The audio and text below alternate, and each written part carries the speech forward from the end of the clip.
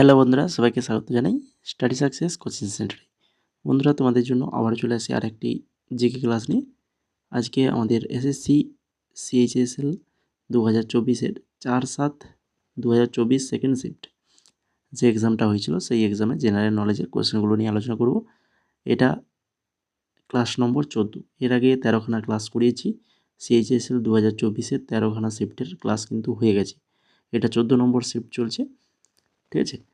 যে আজকে যে কোশ্চেনগুলো রয়েছে রেগুলারের মতো আমরা যেমন বিস্তারিত আলোচনা করে ক্লাসগুলো করাই, তো সেইভাবেই আলোচনা হবে। তারই সঙ্গে তোমাদের যারা এসএসসি এমটিএস সিজিএল জিডি এই সকল এক্সামের জন্য প্রিপারেশান নিচ্ছ, তোমাদের জন্য কিন্তু এই ক্লাসগুলো খুবই গুরুত্বপূর্ণ।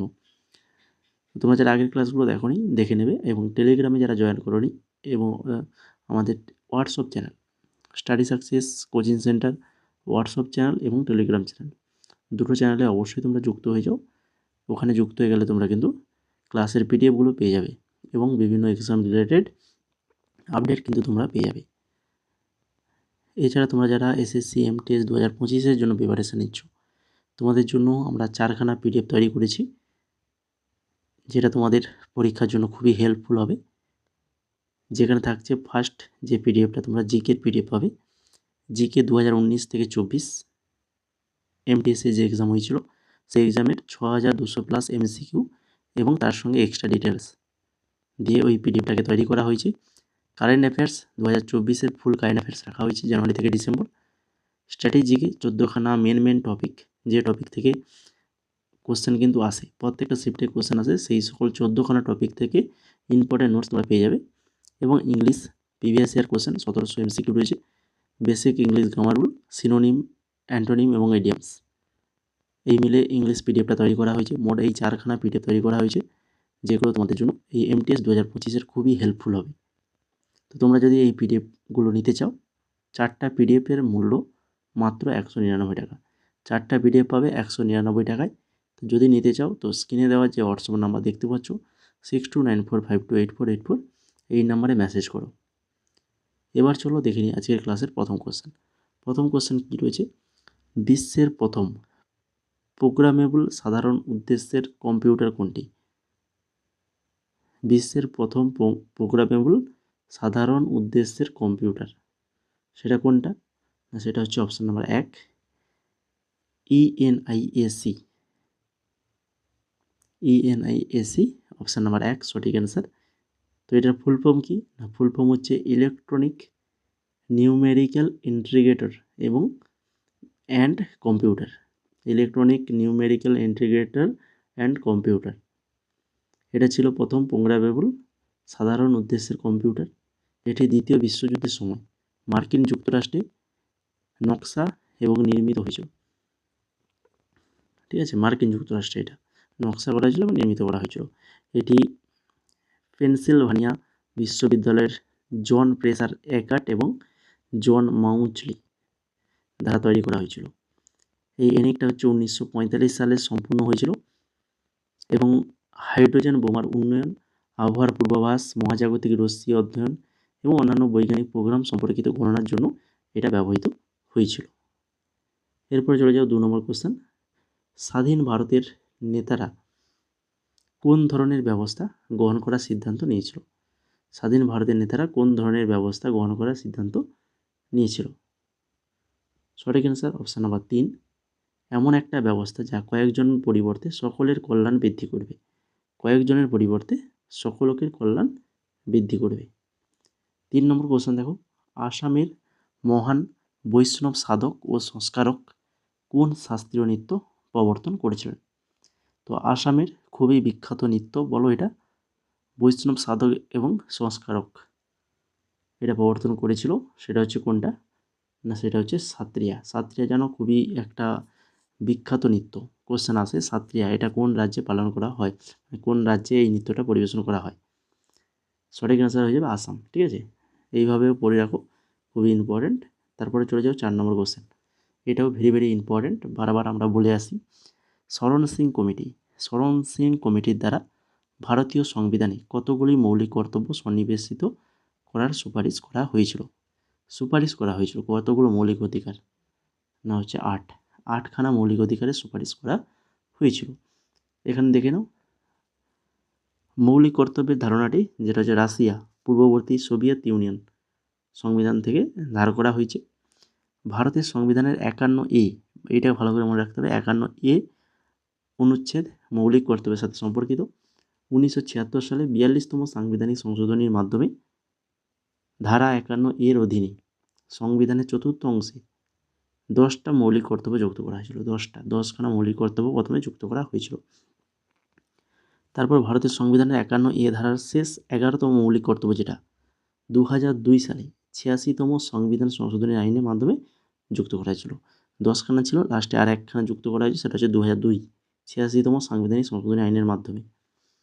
ঠিক আছে, এই পুরো তথ্যটা তোমাদের কিন্তু ভালো করে মনে রাখতে হবে। এরপরে চলে যাও 5 নম্বর কোশ্চেন। প্রকাশ সিং বাদল 2023 সালে এপ্রিলে মারা যান। তিনি 5বার ড্যাশের মুখ্যমন্ত্রী হিসেবে দায়িত্ব পালন করেছেন। প্রকাশ সিং বাদল,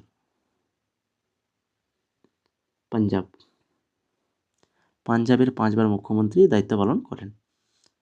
তারপরে দেখো মেন্ডেলীয় বংশগতির এককগুলিকে বর্ণনা করার জন্য জিন শব্দটিকে কোন বছর ব্যবহৃত করা হয়েছিল? মেন্ডেলীয় বংশগতির এককগুলিকে বর্ণনা করার জন্য জিন শব্দটিকে কোন বছর এটাকে কোন বছরে তৈরি করেছিলেন? সঠিক অ্যান্সার আসবে অপশান নাম্বার 3, 1909 সালে। জিন শব্দটি তৈরি করার পাশাপাশি জোহানেস জিনোটাইপ এবং ফেনোটাইপের ধারণাগুলি প্রবর্তন করেছিলেন। এই জিনোটাইপ একটা জীবের জিনগত গঠনকে বোঝায়, যখন ফিনোটাইপ একটা জীবের দৃশ্যমান বৈশিষ্ট্যগুলিকে বোঝায়। ঠিক আছে, জিনোটাইপ আর ফিনোটাইপ এই দুটো ধারণা কিন্তু প্রবর্তন করেছিলেন জিন শব্দ তৈরি করার পাশাপাশি। তারপরে দেখো 7 নম্বর, নবম পুরুষদের ICC T20 বিশ্বকাপ 2024 ক্রিকেট বিশ্বকাপ কোন দেশে আয়োজিত হয়েছিল? এটা হবে লেখা আছে, মানে সেই সময় যে সময় এক্সামটা হয়েছিল সে সময় হয়নি, এই জন্য এটা হবে লেখা রয়েছে। তো হয়েছিল হচ্ছে ওয়েস্ট ইন্ডিজ এবং মার্কিন যুক্তরাষ্ট্র। ওয়েস্ট ইন্ডিজ এবং মার্কিন যুক্তরাষ্ট্রে হয়েছিল, যেখানে জয়লাভ করেছিল কে? আমাদের ভারত। রানার্স আপ হয়েছিল দক্ষিণ আফ্রিকা। প্রতিযোগিতার সেরা খেলোয়াড় ছিল জাসপ্রীত বুমরা। সর্বাধিক রান সংগ্রহকারী হচ্ছেন গুরবাজ। সর্বাধিক উইকেটধারী ফজলক ফারুকি আর হচ্ছে আশদীপ সিং। এরপরে চলে যাও 8 নম্বর কোশ্চেন। কোন দেশের জাতীয় খেলা চিনলন বা ক্যানবল? বলো, এটা কোন দেশের জাতীয় খেলা? চিনলন, মায়ানমারের জাতীয় খেলা চিনলন বা হচ্ছে ক্যানবল। ভারত 2023 সালে পুরুষদের হকি বিশ্বকাপ আয়োজন করেছিল। 2023 পুরুষদের হকি বিশ্বকাপ আয়োজন করেছিল কোথায়? না হচ্ছে ভুবনেশ্বর এবং রাউরকেল্লাতে। ভারতে আঞ্চলিক গ্রামীণ ব্যাঙ্কগুলির প্রাথমিক লক্ষ্য কী? ভারতের আঞ্চলিক গ্রামীণ ব্যাঙ্কগুলির প্রাথমিক লক্ষ্য কী? হচ্ছে গ্রামীণ অর্থনীতির উন্নয়ন করা। তোমরা যারা ক্লাসটাকে এখনও লাইক করোনি, যদি ক্লাসটা ভালো লেগে থাকে তো লাইকটা করে দাও। ক্লাস দেখতে দেখতে কিন্তু লাইকটা করতে বেশি সময় লাগবে না, তাই না? লাইক বাটনে হাত ক্লিক করলেই লাইক হয়ে যাবে। তোমাদের এই লাইকের মাধ্যমেই তো বুঝতে পারি যে ক্লাসটা কেমন হয়েছে, এবং তোমাদের কিছু ফিডব্যাক তোমরা সেটা কমেন্টের মাধ্যমে জানাও কেমন লাগছে ক্লাসটা, পরবর্তী তোমরা কী রকম ক্লাস চাইছো, তো সেগুলোও কিন্তু কমেন্ট করে তোমরা জানাতে পারো। কোনো টপিক থেকে ক্লাস চাইছো বা অন্য কোনো প্রিভিয়াস ইয়ার চাইছো, তো সেগুলো তোমরা কমেন্ট করে জানাতে পারো। ঠিক আছে, আমরা সেইভাবেও তোমাদের জন্য ক্লাস নিয়ে আসবো। তো এখন দেখো 11 নম্বর কোশ্চেন। MS ওয়ার্ড কম্পিউটার থেকে কোশ্চেন। MS ওয়ার্ডের কোন বৈশিষ্ট্যটি আপনাকে একটা ডকুমেন্টের লেআউট এবং ফরম্যাটিং দেখতে দেয়, যা প্রিন্ট করার সময় পরিদর্শিত হবে? বলো, MS ওয়ার্ডের কোন বৈশিষ্ট্য ডকুমেন্টের লেআউট বা ফরম্যাটিং করতে দেখে? সেটা হচ্ছে প্রিন্ট প্রিভিউ। নিম্নলিখিত কোন বছরে সংবিধান 100তম সংশোধনী আইন কার্যকর হয়? 100তম সংশোধনী আইন এটা কার্যকর হয়েছিল কবে? সঠিক অ্যান্সার 2015 সালে। প্রণব মুখার্জি, এটাও কোশ্চেন নামটা মনে রাখো, প্রণব মুখার্জি কিন্তু ভারতের সংবিধানের 100তম সংশোধনটি সম্মতি দিয়েছিলেন। ভারতীয় সংবিধানের 100তম সংশোধনী স্থল সীমানা বিষয়ক চুক্তির সাথে সম্পর্কিত। এই যে 100তম সংশোধনী, যেটা হচ্ছে স্থল সীমানা বিষয়ক চুক্তির সাথে সম্পর্কিত। এই চুক্তিতে বাংলাদেশের সাথে কিছু ছিটমহল অঞ্চল বিনিময় এবং সেসব ছিটমহলের বাসিন্দাদের নাগরিকত্বের অধিকার প্রদানের বিষয়টি ভারত ও বাংলাদেশের মধ্যে অনুষ্ঠিত হয়েছিল এই 100তম সংশোধনীর মাধ্যমে। ঠিক আছে, এরপরে চলে যাও 13 নম্বরে। ফেব্রুয়ারিতে 2023 সালে প্রকাশ প্রাখা প্রাক প্রথম জাতীয় মূল্যায়ন নিয়ন্ত্রক হয়ে ওঠে। তো এই যে এটার আর যে রয়েছে PARAKH এর মধ্যে যে আরটা রয়েছে, তো এই আর এর অর্থটা কি? আর এর অর্থ হচ্ছে রিভিউ। এর ফুল ফর্ম কি না, হচ্ছে performance assessment review and analysis of knowledge for holistic development. February 2023 সালে এটা ভারতের প্রথম জাতীয় মূল্যায়ন নিয়ন্ত্রক হিসেবে প্রতিষ্ঠিত হয়। এর উদ্দেশ্য লক্ষ্য কী ছিল না, ভারতের বিভিন্ন শিক্ষা বোর্ড জুড়ে মূল্যায়নের মানকে স্ট্যান্ডার্ডাইজ এবং উন্নত করা। 14 নম্বর কোশ্চেন দেখো, অটল টানেলটি বর্ডার রোড অর্গানাইজেশন 3000 মিটার উচ্চতায় তৈরি করেছে। তো এই টানেল দ্বারা কোন স্থানগুলি সংযুক্ত? এই টানেলগুলো কোন স্থানগুলি যুক্ত? মানালি থেকে লাহুল স্পিতি। 15 নম্বর কোশ্চেন দেখো, ল্যাটিন ভাষায় নিচের কোন লেখাটির অর্থ আমরা আদেশ দিচ্ছি? সেটা হচ্ছে ম্যান্ডামাস হয়ে যাবে এখানে সঠিক অ্যান্সার। ভারতের সংবিধান 5 ধরনের লেখ প্রদান করে, 5 ধরনের রিট কী কী না, হচ্ছে হ্যাভিয়াস কর্পাস, প্রহিবিশন, সার্টিওয়ারি, কোয়ারেন্টো আর হচ্ছে ম্যান্ডামাস। হ্যাভিয়াস কর্পাস যেটা অবৈধভাবে আটক করা ব্যক্তিকে আদালতে আনার জন্য ব্যবহৃত হয়। প্রহিবিশন একটি উচ্চ আদালত কর্তৃক নিম্ন আদালতকে তার অধিক্ষেত্রের বাইরে যাওয়ার থেকে বিরত রাখার জন্য জারি করে। সার্টিওয়ারি একটি নিম্ন আদালত থেকে একটি উচ্চ আদালতের পর্যালোচনার জন্য একটি মামলা স্থানান্তর করার জন্য জারি করা হয়। আর ওয়ারেন্টো কোনো ব্যক্তির জনসাধারণের পদে দাবির বৈধতা চ্যালেঞ্জ করার জন্য জারি করা হয়। আর ম্যান্ডামাস একটি আদালত কর্তৃক কোনো জনসাধারণের কর্মকর্তা, নিম্ন আদালত বা সরকারি সংস্থাকে তাদের কর্তব্য পালন করার জন্য জারি করা হয়, যা তারা সম্পূর্ণ করার জন্য বাধ্য। ঠিক আছে, তো এই যে মোট 5খানা রিট থেকে একটু পড়ে রাখো, এগুলো কিন্তু দেখছি এখন কোশ্চেন আসছে তোমাদের MTSে, কিন্তু এখান থেকে এই রিটগুলো থেকে কিন্তু একটা কোশ্চেন মাস্ট থাকবে। তো যে কোনো কারোর শিফটে কিন্তু রিট থেকে কোশ্চেন চলে আসতে পারে। ঠিক আছে, তো রিটটা ভালো করে পড়ে রাখো।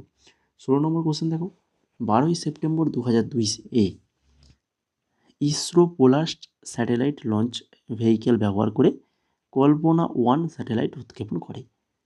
তো এই স্যাটেলাইটের প্রয়োগ কী? এই যে কল্পনা 1, এই স্যাটেলাইটের প্রয়োগ কী, কিসের জন্য? জলবায়ু ও পরিবেশ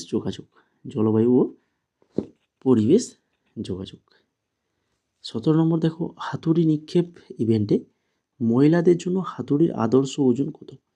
হাতুড়ি নিক্ষেপ যেখানে মহিলাদের হাতুড়ির আদর্শ ওজন কত?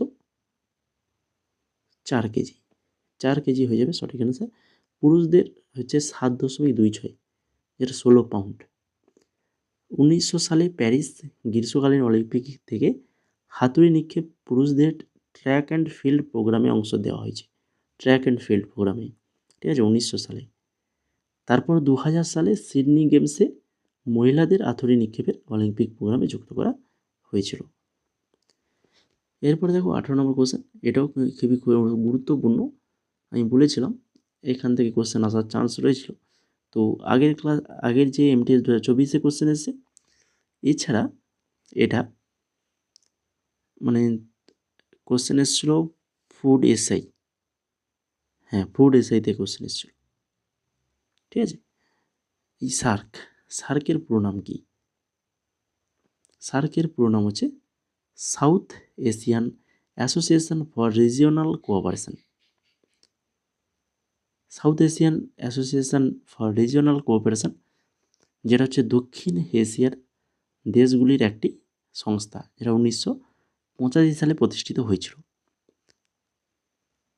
সার্কের লক্ষ্য সদস্য দেশগুলির মধ্যে অর্থনৈতিক ও আঞ্চলিক সমন্বয় বৃদ্ধি করা। বর্তমানে এর সদস্য দেশগুলি রয়েছে আফগানিস্তান, বাংলাদেশ, ভুটান, ভারত, মালদ্বীপ, নেপাল, পাকিস্তান হচ্ছে শ্রীলঙ্কা। আর এর সদর দপ্তর কোথায় রয়েছে? না হচ্ছে নেপালের কাঠমান্ডুতে। 19 নম্বর কোশ্চেন দেখো,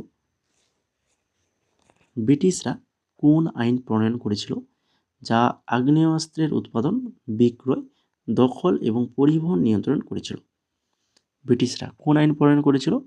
না ভারতীয় অস্ত্র আইন 1878। অপশান নাম্বার 1 সঠিক আনসার। তাঞ্জোর বৃহদেশ্বর মন্দির, তাঞ্জোর বৃহদেশ্বর মন্দির নিচের কোন চোল সম্রাট দ্বারা নির্মিত হয়েছিল? চোল সম্রাট রাজরাজ চোল, রাজরাজ চোল দ্বারা কিন্তু এই বৃহদেশ্বর মন্দিরটি নির্মিত হয়েছিল। বৃহদেশ্বর মন্দির পেরুভুদাই আর কোভিল নামে পরিচিত, শিবকে উৎসর্গ করা একটি হিন্দু মন্দির এবং এটি ভারতের তামিলনাড়ুর তাঞ্জাভুরে অবস্থিত। এটি ভারতের বৃহত্তম মন্দিরগুলির মধ্যে একটি এবং দ্রাবিড় স্থাপত্যের একটি অনুকরণের উদাহরণ। দ্রাবিড় স্থাপত্য মনে রাখো ভালো করে। মন্দিরটি 1010 খ্রিস্টাব্দের কাছাকাছি নির্মিত হয়েছিল এবং এটি ইউনেস্কো বিশ্ব ঐতিহ্যবাহী স্থানের একটি অংশ, যা গ্রেট লিভিং চোলা মন্দির নামে পরিচিত।